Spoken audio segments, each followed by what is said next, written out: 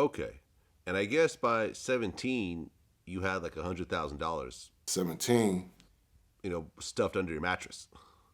hiding through my house, stuffed in closets, clothes, other people's house.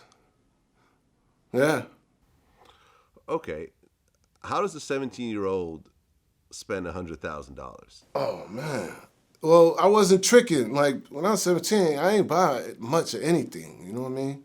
Like I had the necessity basic car and jewelry, but that was it. You didn't have to spend so much then to be to look so good back then.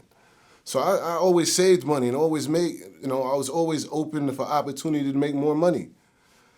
I always saving was a must. Like I said, I come from the old school, so you always had to have money for trouble. You know what I'm saying? You're always gonna have to tell. They used to always tell me, you gotta have money for trouble. And what's trouble? Trouble's a rainy day. And it sounds the same thing what your mama tell you, but trouble's a rainy day. So I always save money, man. I ain't never have a problem, tricking. Okay. So here you are, you go from coke to crack and start getting bigger quantities. Where is Jay during this whole process?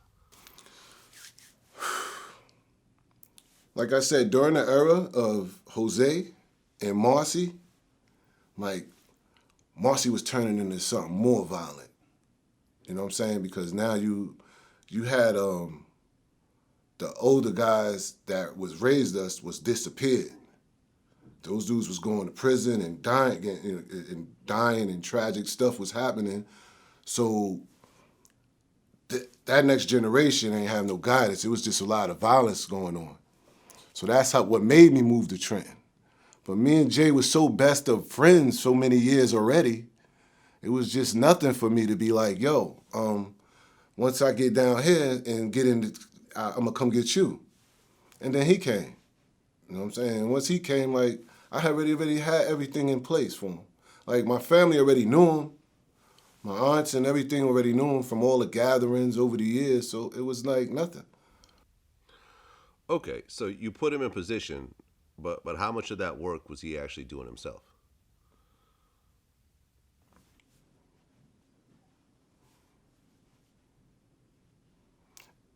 Everybody had a position. It wasn't just Jay.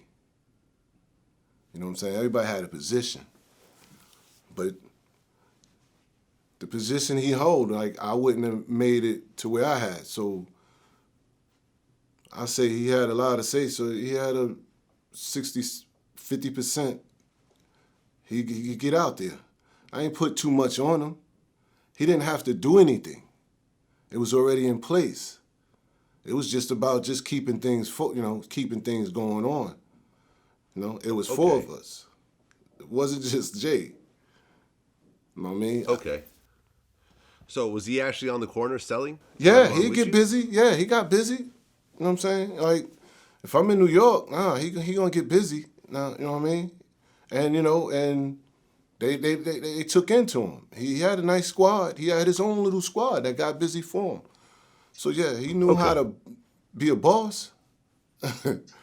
okay. So and he would go with you when you would buy quantity and everything else like that.